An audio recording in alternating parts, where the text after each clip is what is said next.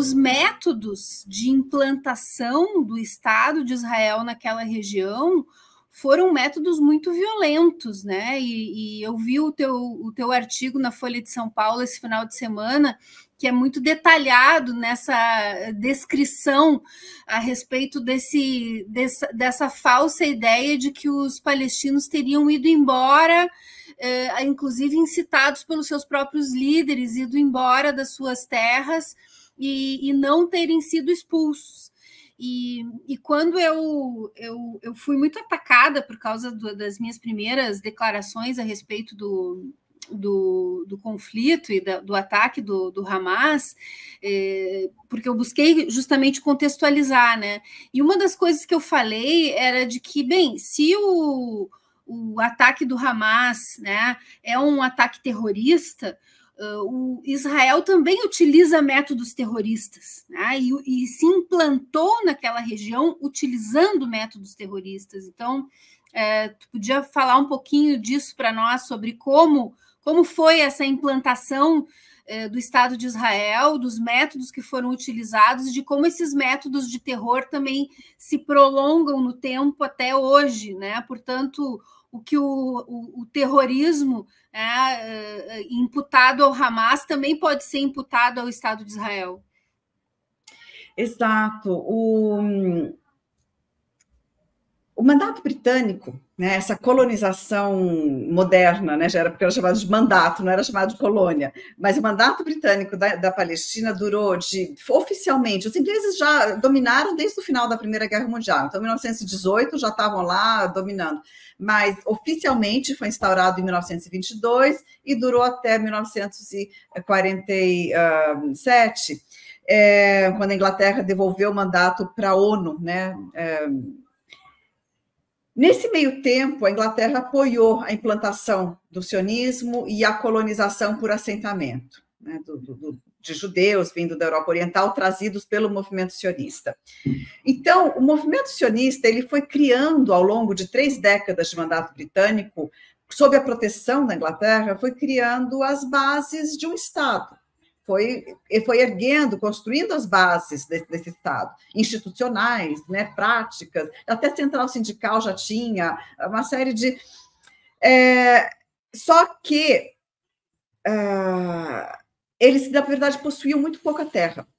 Né, eles fizeram um esforço para comprar terras, mas conseguiram comprar só 6%, 5,8% do território da Palestina histórica, da Palestina do mandato britânico. E representavam, a essa altura, 1947, 48, representavam 1/3 da população. Havia cerca de 600 mil judeus para 1.300.000 palestinos. Então, eles tinham 1/3 da população, 6% de terras e uma reivindicação, uma promessa da Inglaterra de que ajudaria o sionismo a criar um lar nacional judeu. Havia um conflito deflagrado, já houve momentos assim de enorme tensão, né, entre as duas comunidades, a Palestina, que não aceitou, né, toda essa imigração com um projeto político por trás dela, não é só imigração de judeu, não é isso. Eles viram e sentiram na pele que havia um projeto político de construção de um país no seu país, né? Muitos aí nesse momento, né, diriam, professora, mas não tinha um país independente da Palestina, não tinha, mas porque não é essa característica do Oriente Médio. Os árabes estavam lutando por um reino unificado de todo o Oriente Médio. Não é porque não havia um Estado nacional, porque isso não é o formato típico do mundo árabe. Não é porque não havia um Estado nacional na Palestina que tudo bem tomar a terra e colocar a pessoa para fora da sua casa, né? Mas então, eu fiz parênteses só para explicar, né, o argumento que imediatamente a pessoa pensa nesse momento. Mas então, como havia um conflito deflagrado, a Inglaterra devolve o mandato para a ONU, dizendo, olha, precisa ser resolvido esse conflito, a gente não tem mais condições de manter esse mandato de pé. A ONU decide, então, estudar uma solução. E chega à conclusão de que irá colocar em votação uma proposta de partilha da Palestina. Essa proposta de partilha da Palestina iria entregar 52% do território para a criação de um Estado judeu e 48, menos até, porque tinha Jerusalém à parte, do território para um Estado árabe palestino. Essa proposta foi aprovada, só que o movimento sionista tinha muito claro, e liderado por Ben-Gurion, tinha muito claro a ideia de que metade do território não era exatamente o que eles consideravam viável para a construção de um Estado.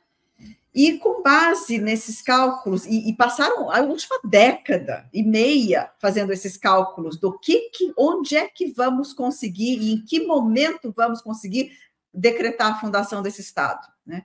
E prepararam com isso também um estudo sobre o que eles queriam, né? O que era o território, então, que seria necessário. E esse estudo e esse planejamento norteou o esforço de guerra em 48. Assim, agora, tem uma confusão que acontece em relação a essa guerra. É muito propagada e propagandeada a ideia de que a guerra aconteceu porque, uma vez declarada a fundação do Estado, os países árabes invadiram para eliminar esse Estado, jogar os judeus à mar ou qualquer coisa desse tipo, né?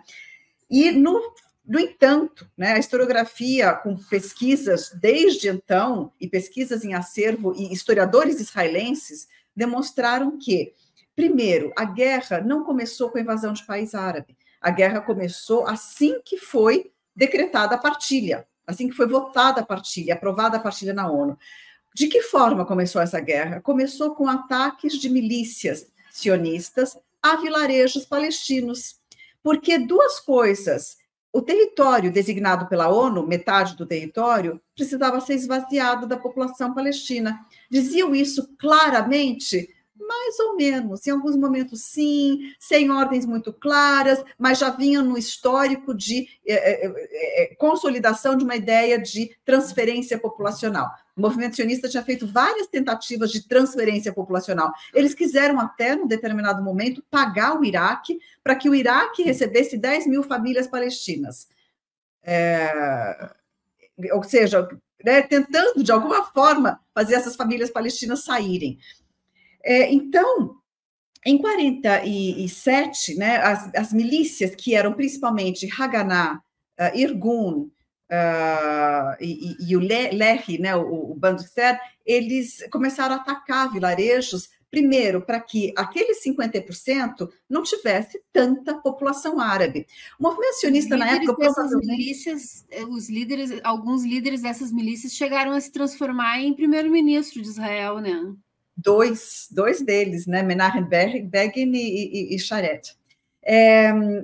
Foram, na ocasião, viraram terroristas procurados, porque como eles também estavam realizando atentados contra os britânicos, a Inglaterra, Menachem Begin tinha até cartaz dele circulando, dizendo terrorista procurado, depois virou primeiro-ministro, né?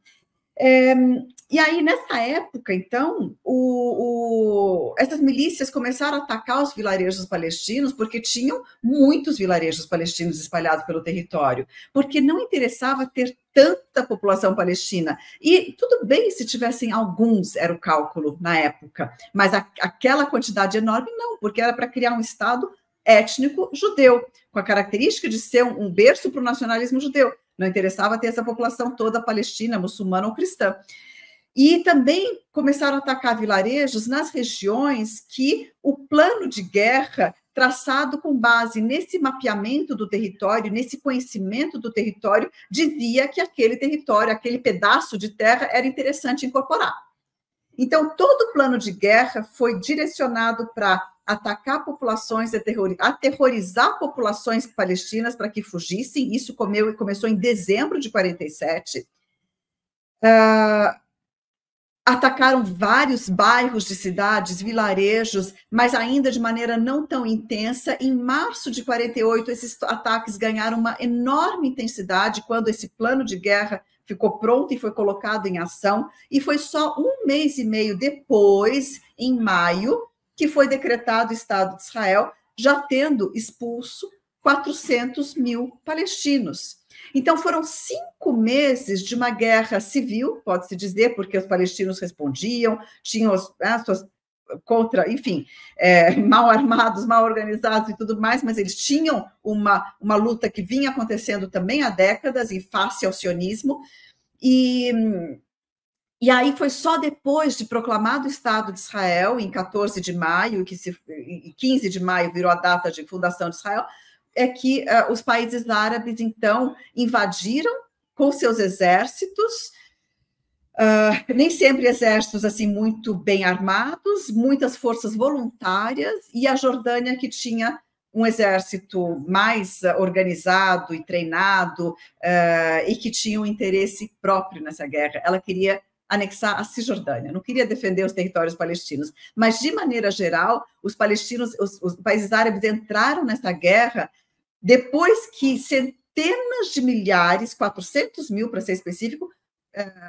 refugiados palestinos já tinham ingressado nos seus territórios, ou seja, para tentar parar esse fluxo, para tentar parar o que estava acontecendo e que os árabes naquele momento chamaram da Nakba, né, que é o grande desastre palestino, esse êxodo, essa expulsão dos palestinos para a criação do Estado de Israel. Com essa guerra, né, que começou como uma guerra civil e depois se transformou numa guerra árabe-israelense, 750 mil palestinos ao todo foram expulsos.